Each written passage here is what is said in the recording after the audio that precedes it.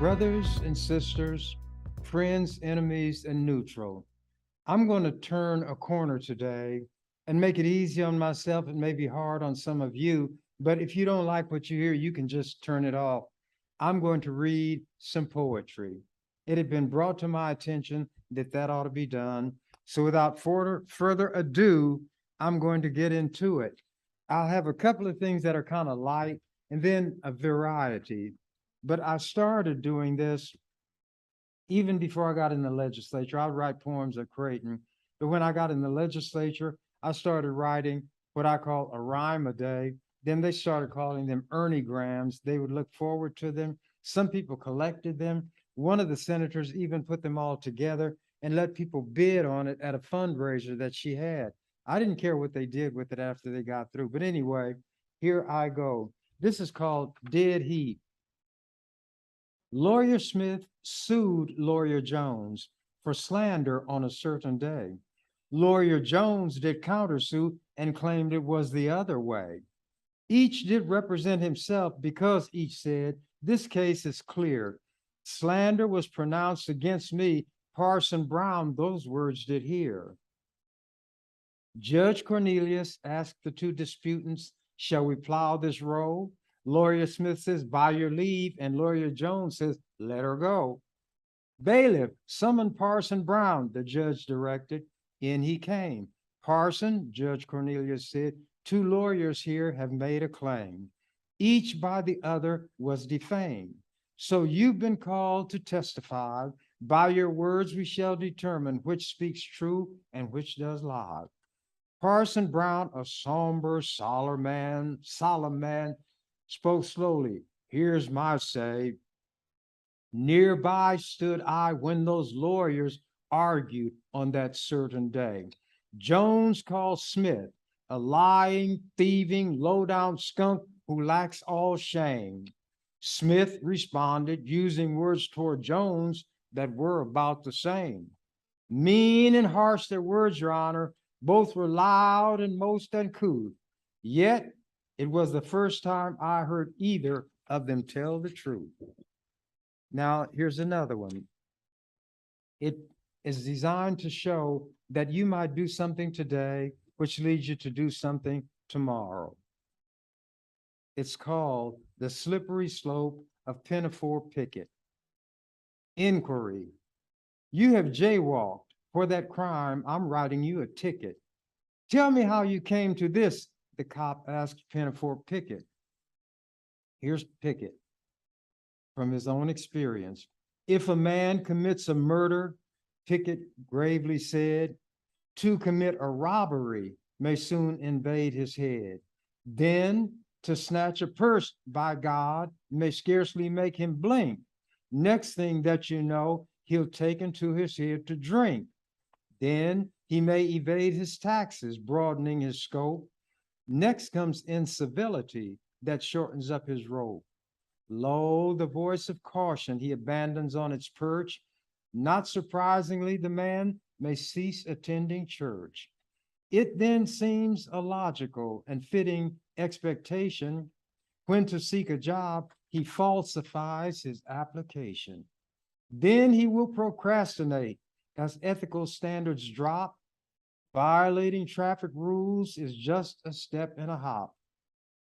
Thus before you as offender, guiltily I stand, dreading but prepared to take that ticket from your hand. Many man, alas, can date there's ruin and start in crime from some murder or other they thought little of at the time. Now, this one is kind of long. It's a warning to people, and it's based on the notion of a play called, well, I'm not going to tell you, but this is Faustina's Futile Quest for Eternal Youth. And I may touch on that play as I go along. And since the senators were going to get it, I gave what I call a disclaimer. This was an older white female senator. She tried to wear little girl's clothes because she had a Latinx woman working for her. young, curvaceous, very black hair, made her makeup so that she could look like a model on the cover of a fashion magazine. Everything was perfect, not a hair out of place. And I guess this older senator thought that if she dressed a certain way and put on powder and whatever else, she could look like this young woman. Everybody thought it was shameful and silly what she did, but I thought that it was a perfect time to write a rhyme. But to make sure she didn't think I was writing about her. Disclaimer, right at the outset, let it be said, any resemblance to living or dead persons is purely coincidental. Truth delivered neat can be detrimental. Hence, many weavers of moral stories frequently resort to allegories. In order to circumvent accusations of gossip as well as insinuations about their true motives and laying bare the foibles of people everywhere. Rewrite the rewrite, rehearse the rehearsal until they create a work universal. Is how writers, artists, and playwrights and such produce things of art which uncannily touch emotions and minds, thus making one feel that what is perceived is not fiction, but real. Then here is a footnote from my colleagues to help them understand. This is loosely patterned after the legend of Faust, the German magician slash astrologer who sold his soul to the devil in exchange for worldly experience, knowledge, and power. Continuing with my disclaimer, such a result, the effort successful, although some perceivers may deem it quite stressful. Because the artistic work they may find a true self-reflection which troubles their mind, because although true, the reflection's unkind. Should such perceivers in anger or grief expose being found out by seeking relief through counterattack, self-confessing their shame, when never, not once, were they mentioned by name? If they keep silent, avoiding a spat, how would one know that their head fits this hat? Faustina. Wrinkles and lines and feet of crows surround her eyes, beside her nose. The grooves etched deep in pasty flesh run past her mouth and subtly mesh with creases where youth's bloom had been and weave a netted pattern in skin. Bereft of color, the chalky white complexion makes an arresting sight. Spidery lines in cheeks descend to jawbones under which they blend, with loose skin having streaks and mottle, replicating a chicken's waddle. Watery eyes above which sag great puffy lids like fat in bags. At times, like sightless discs, they're still and pass along the spine a chill like that produced by eyes of shark, motionless, round, and flat and dark. Fleshy forehead, deeply lined and grooved, the years have not been kind. Hair, though once as dark as night, was flecked with gray and streaked with white. Flabby of body, though not fat, with hips wide, quite, and very flat. Shapeless legs of sausage hue, crisscrossed by veins like worms of blue. Part 3. Crushed by unforgiving truth, desperately grasping after youth, wearing sheer and patterned hose, young girls' coif and little girls' clothes, cute barrettes tucked in her hair seemed out of place positioned there, occasioning a smile or stare. Change of life, it seems, had found her, blinded to the truth around her. Although quite meticulous in dress, she looked ridiculous. Things appropriate for youth mocked elders dressed in them, forsooth. It seemed against her fortune raged, stealing attractiveness as she aged. Truth, like morning sun, did dawn upon her mind. She grew withdrawn, for from herself she could not run. Something drastic must be done. Faustina's agony. Late one night, when all alone, as lightning flashed and wind did moan, and like a restless spirit blown through branches skeletal of trees, down she fell onto her knees. From depth of anguish, soul cried, please, devil, angel, spirit, or witch, I have no preference as to which responds to aid me in my plight. O creatures who patrol the night, striking fear and sowing fright, seeking souls to save or steal, hear my plea and let me feel your presence straightway. Let my eye see form which will not terrify. I beg you, do not pass me by. As the words her heart did speak, the moaning wind became a shriek, which made her aging body weak. Trembling earth felt thunder's boom, like final judgment's clap of doom. A presence crept into her room. She thought she saw a shadow loom above her mirror, and a voice inside her head spoke, here a choice before you I am bound to lay. Decide you must before the day, whose shafts of deadly meddlesome light eradicate the cloak of night, which covers like a shroud the things I offer, peasants, lords, and kings. Know whom you have summoned here. Then there whispered in her ear yet another voice, beware, evil is abroad, take care. Time flies on, you've none to spare. Listen not to him whose goal is capturing your priceless soul. Gird your mind, resist the smile. He will show you to beguile away your judgment. Do not fall into the snare he sets for all. All who feel such pain, intense and deep, that welcome seems the endless sleep of death. I beg you, shun the voice which coaxes you to make a choice that has a seeming of great worth. Then the other voice spoke, earth is but a place of pain and fears, anguish like you feel and tears, tears of sorrow, all such things abound. You but to stop and look around, happiness all folks are seeking.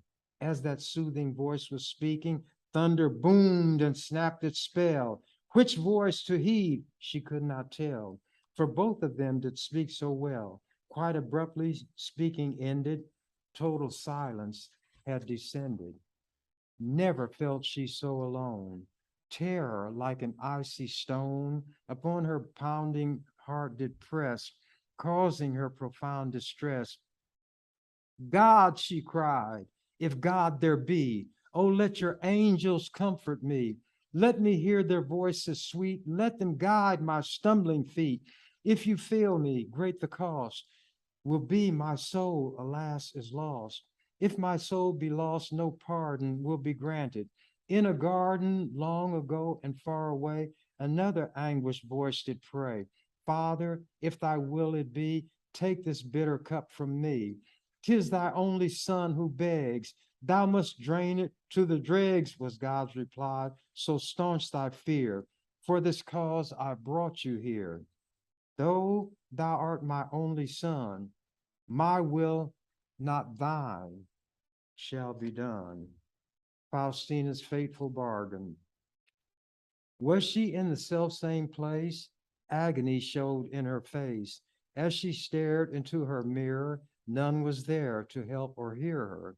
In her veins, thin blood ran cold, staring back, a face so old, so very old and ugly, she let out a gasp, that can't be me.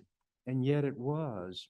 With head on shoulder, sobs escaped as she grew older. Right before her transfixed eyes, the marks of age wrenched from her sighs. Underneath her eyes, deep circles darkened into blues, then purples, helpless, hopeless, in despair, watching as her once black hair did lose all blackness, turning gray. Traumatized, she looked away. More she could not bear to see. God, what shall become of me? Every touch of youth has flown. I'm an old and ugly crone. From her welled a piteous groan. Such a cross I cannot bear. Fate is horribly unfair. Then her screams did rend the air. Suddenly she knew the brink of madness she approached. Now think, She told herself, I must not slip into that madness. I must grip my sanity. She bit her lip and drew bright blood that trickled down her chin, and droplets stained her gown and quickly turned a sickly brown. Facing this most ghastly hour, I shall summon any power which can lift this awful weight. I only hope it's not too late. Shivering, her teeth a chatter, she exclaimed, it does not matter if my soul go in the bargain. Hear me, God, or Demogorgon. At that evil name she shook. I cannot bear the way I look. Healthless flesh droops from my jaws, fingernails like yellowed claws, foul as dung my fetid breath, warning of impending death. Waiting for me is the hearse. Neither doctor, priest, nor hearse can give me the thing I cherish, youthful beauty, or I perish. Then a shape most terrifying did present itself. Her crying ceased abruptly as she shuddered. Demogorgon, then she uttered, I am sent here by my master. Ordinarily disaster does befall the one who speaks my dreaded name, but one who seeks so desperately as you do now, a thing may have my master's vow. Whatever you shall ask, he'll give to make you happy while you live. In exchange, he'll take what's left when you of life shall be bereft. Nothing less nor more is required. Have whatever you've desired. Though she, when my life's expired, what is left for which I care? Meeting Demogorgon's stare, she with firm voice did declare, for my youthful looks I pine, and to regain them I shall sign, though it be a mortal sin, I shall sign. She took the pen, which Demogorgon with a grin pressed into her trembling hand. Now signed the deed was his command. And as she signed, a cloak of fur appeared and wrapped its warmth around her, for air within the room turned colder. Was she growing young or older? Hesitation she showed none. There, she cried, the thing is done. Demogorgon growled, we've won. Moving like a soul disjointed, fearing she'd be disappointed, to her mirror she then turned. In her cheeks, new hot blood burned. Tell me, Demogorgon said, shall the hairs upon your head be darkened to the hue of night, obliterating gray and white? Yes, oh yes, she cried, and tears of joy dissolved her awe and fears. If salvation's gate has slammed and my immortal soul be damned because I've done a mortal sin, youthful, let me look again. Do I understand your request as you looked before? Youthful looks, is that the goal for which you signed away your soul? Quoth Demogorgon, be quite sure, for if you err, there is no cure. Once your lips have shaped the sound, by those words you shall be bound.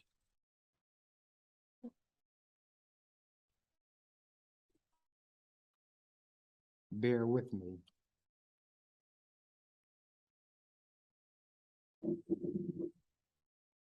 By those words you shall be bound. Yes, now ask no more of me. Youth's sweet bloom I yearn to see. Throughout my face and on my cheek, give it even as I speak. Unintelligible words he chanted, then, quote, as promised, you are granted. What your desperate heart desires, suddenly multicolored fires engulfed the monstrous apparition, sweeping him laughing to perdition. Truth and consequences. So excited she became, for in the mirror was the same black hair which crowned her head in youth. Demogorgon told the truth. Age, old age, has lost its hold. I am young and no more old. How her heart raced at the thought of youthfulness her soul had bought. Then suddenly her breath was caught. A sharp pain pierced her chest. She gasped, and with both arms her chest she clasped. She stumbled to the floor and grasped a chair which toppled with a clatter. What, she gasped, can be the matter? Can it be that I am dying? Was Demogorgon lying? Did he not old age reverse? Has he put on me a curse? Is my frail health growing worse? For this turn, am I to blame by speaking Demogorgon's name? Demogorgon, where art thou? Show yourself to me right now. Tear up that unholy deed you've reneged, so I am freed from my agreement with your master. Faster raced her heart, much faster than it ever had before. Demogorgon with a roar of laughter did materialize, and mocking stood before her eyes. Pain accompanied each breath. Overtaking her was death. To a thread of life she clung. Liar, gasped she, I'm not young. Age and death infect each organ. You have tricked me, Demogorgon. Thus my dying does betoken that your promise you have broken. If my youth had been restored, I would not. Demogorgon roared and filled the room with such a thunder that the walls were split asunder. Foolish me, behold this deed. Take it in your hands and read the terms to which you have agreed. Youth is what my soul did buy, O Demogorgon. That is why I charge you with a vicious lie. Youth is not the thing you bought. Something far less sure you sought. Youthful looks, that's what was granted. Our agreement is not recanted. Satan is my master's name. He says you should not join a game beyond your depth of comprehension. While we counsel, let me mention, Dr. Faust, renowned magician, craved great knowledge. His position made him thirst for facts unknown to other humankind. His style and tone of discourse gained him world renown. His lust for power brought him down. With blood he signed, as you have done, agreement with the mighty one who rules this sphere, who sent the keys to him, Mephistopheles, to open a forbidden door. Faust lost his soul forevermore. Foolish one, this night you'll rue. The fires of hell shall claim you too. Lust for power took Faust's all. Vanity is your downfall. All you had, you gave for looks. It is time to close the books. Having called and used our powers, all is ended, you are ours. Ere she drew another breath, Demogorgon summoned death. Poor Faustina sighed, too late, vanity has sealed my fate. To the regions far below, death shall take me, this I know. All who for your soul do care, save your soul, forsake your hair. Better to have hair of white than suffer hell's eternal light. As God's guards the tiny sparrow, save thy soul, use Lady Clairol. So much for that. Now I'll go to something else. Seeing ourselves as others. Down in the mines, they had labored all day. At day's end, to surface they came. Two miners who had done similar toll, but yet they did not look the same. One's face was clean as the new baby's rump, the other's was coated with dust. Clean face went straight to the washroom to wash. To make his face clean, wash I must. Dirty face oddly did not wash his face. He combed his hair back and departed. Out of the mine shack, still wearing his dust, he walked to his car and departed. What caused dirty faced man not to wash while clean face applied water and soap? Each had responded to life as he saw it, reacting within his own scope. As they ascended, each looked at the other and marked well the face he had seen. He with the clean face thus thought his was dirty, while dirty face thought his was clean. This is called staying afloat. In the gutter lay a drunk. A priest above him towered. Tell me why you drink so much, the priest said as he glowered. I drink much to drown my troubles, said the drunk to him. Have you drowned them? Snapped the priest. Nope, father, they can swim. This is called the red dress. And I've made reference to Oscar Wilde before, and he'll be mentioned in this. Once upon a time, there was a fundamentalist Christian lady who meticulously avoided everything the least bit shady. Anytime temptation reared its ugly head, she would not heed it. Such her modus operandi, and thereby she did defeat it. She was oh so prim and proper, yet if total truth be told, sister fundamentalist down inside did have a stranglehold on a yen to kick the traces. So one day she made a rest stop at an everything for the fashionable modern woman chic dress shop. Act 2. She was well read, and her favorite writer was named Oscar Wilde. Many of his writings caused her lips to curve into a smile. She dwelt on an Oscar principle, knowing she might come to rue it. If temptation you'd be rid of, there is but one way, yield to it. Thus spoke Oscar Wilde. If you want to get rid of temptation, yield to it. Act 3. In that chic shop, she tried on a flaming red dress, old temptation. Reared its ugly head, she felt a twinge of moral trepidation. Vanity awakened, she saw curves she didn't know she had.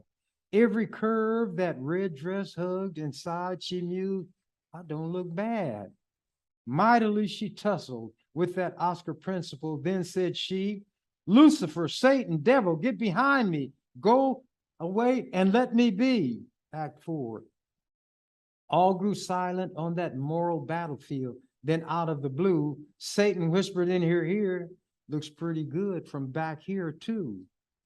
Never in her life was she subjected to such mortal stress. Fundamentalism fled, the Christian lady bought that dress. This is called jumping the gun. Grandma and her friend were in the front room sipping tea. Grandson, deep in serious thought, was leaning on her knee. Then he stretched out on the floor with paper and a pen. He is such a clever boy, gushed Grandma with a grin.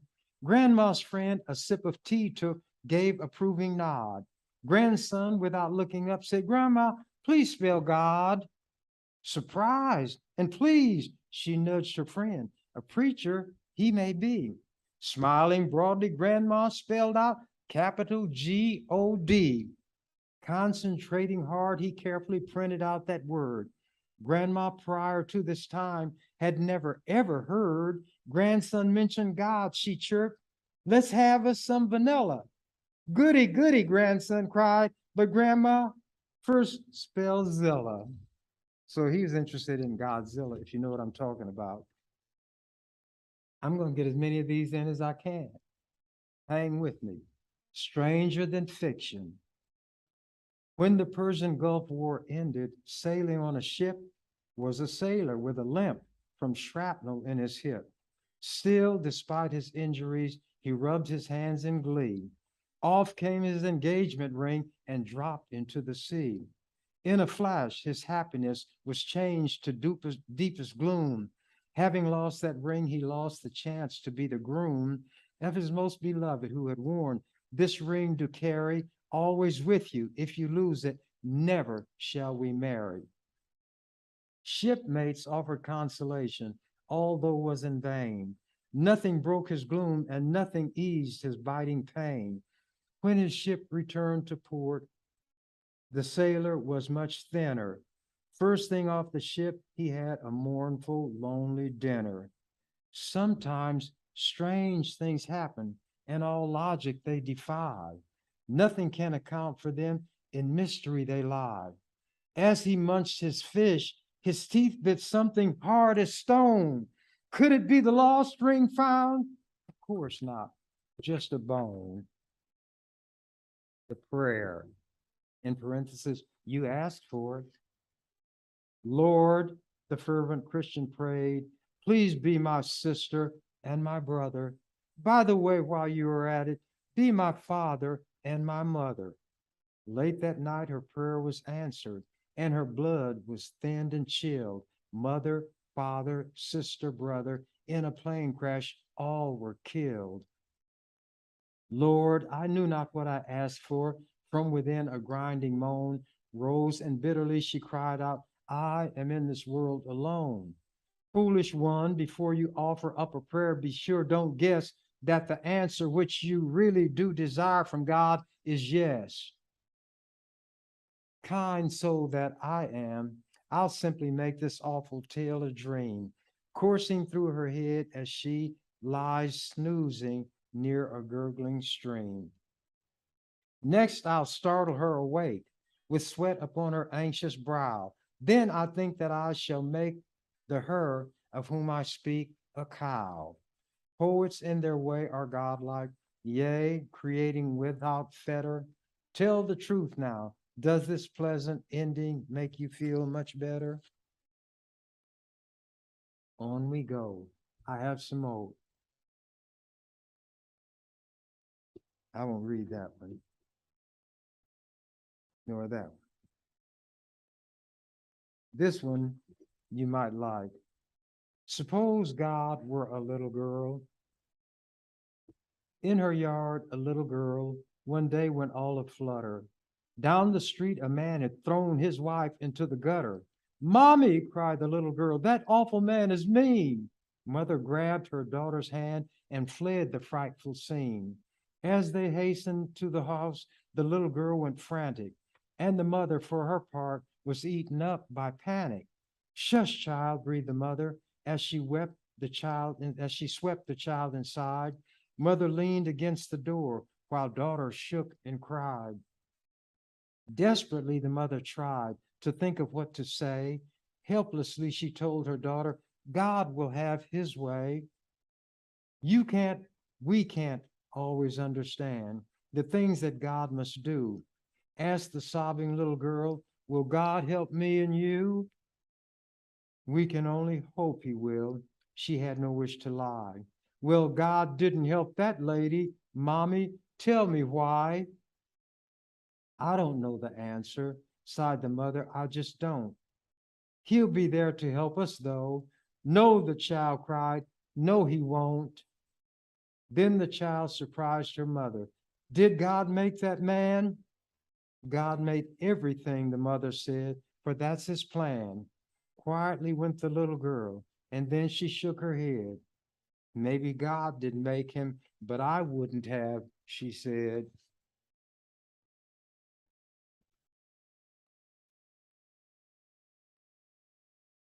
The prosector.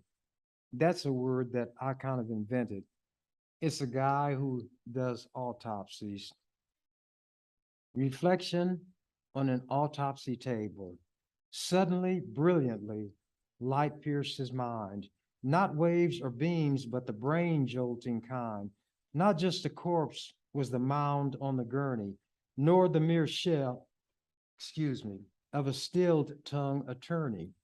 Frigid tiled walls and a hard floor to match, sink and floor drains, bloody fluids to catch, saws, knives, huge sutures, a headrest of stone, implements eager to bite flesh and bone, cold, silent ambience holding its breath. Here was the clinical chamber of death. Feelings of sadness, nor grief, nor of fear ever encroach, for they have no place here. Rich, great, and powerful, all make their stop, along with the wretched, at death's butcher shop.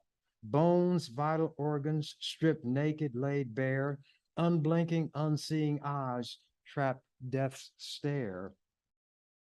Never had thoughts of such bright line precision illumined his mind. He could not make incision. Under his knife, grotesque flesh over bone, saw he a face, and the face was his own.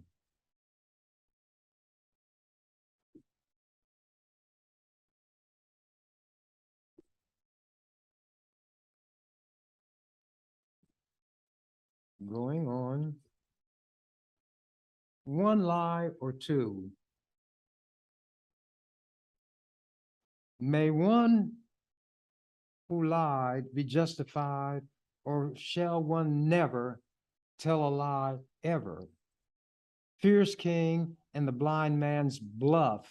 The game is blind man's buff. Buff is short for buffet, which means a hit. When you put on a blindfold and whoever you hit is it. But this is blind man's bluff. I can see, O king, I can see. Blind was I born, but thou hast cured me. Darkened my eyes were until this bright day, when thy royal presence chased darkness away. Startled, the king, astride his great steed, stroked his beard, saying, speak more of this deed. For never had thought taken root in my mind that I might bring sight to a person born blind. For never had thought taken root in my mind. The king was tyrannical, fierce, fearsome, vain, feeling no qualm when administering pain. Kindness was weakness in his lexicon, weakness as ever eschewed by the strong. Marked by ferocity even in youth, he felt entitled as king to the truth. Liars he broke not, had torn out their tongues, and had molten metal poured into their lungs. Soldiers and swordsmen surrounding the king were ordered to let the man pass through their ring. Scowling with arms crossed upon his broad chest, the king to the man growled, thy claim shall I test. One who dares lies to the king is unwise. He who would dare to deceive the king dies. O great king, the cowering man said, if I lie, swordsman may cut off my head. The king eyed him darkly, you're in my corral. 'Tis not they may cut, but rather they shall. Heed well this test, and thy words best be true. Tell me my robe's color. The man answered blue. Off with his head, snapped the king. Oh, off with his head, snapped the fierce king. Scant worth there be to his words. Had he been blind from birth, no color ever was seen by his eyes. How knows he blue? This deceitful cur lies.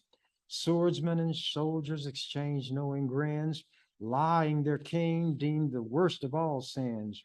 No other wrong roiled his royal wrath so. That one dare lie to him, God forbid, no. Swift be my justice, now savor a sample. Losing thy lying head lays an example. Let all who learn thy fate tremble and heed it. I'll have thy head, for no more dost thou need it. Stunned, the man sank to the ground on his knees. Terror squeezed tears from his eyes. He bid, please, hands clasped in prayer mode. In fear did he squirm. Mighty king, please, pity take on this worm. Kneeling before thee, this poor humble man foolishly plied what he thought a grand plan, designed to bestow on a great king his due. Honor and glory I sought to bring you. The king raised his hand. Swordsman, stay thy advance. Harm not this worm. I shall grant him the chance to make explanation of why he dared lie, while knowing if found out, he surely would die. Then to the man on his knees barked the king, open thy mouth now and like a bird sing. Sing and sing sweetly or be dispatched hence. Take care, commit not a second offense. Fairly close trod the man to the line, twixt daring and foolhardiness. He must divine just how much tolerance the king would extend before casting judgment, his small life to end. He, though, had ventured too far down the track, he could not hesitate, neither turn back. He must forge forward, naught else could he choose. The die had been cast, he had everything to lose.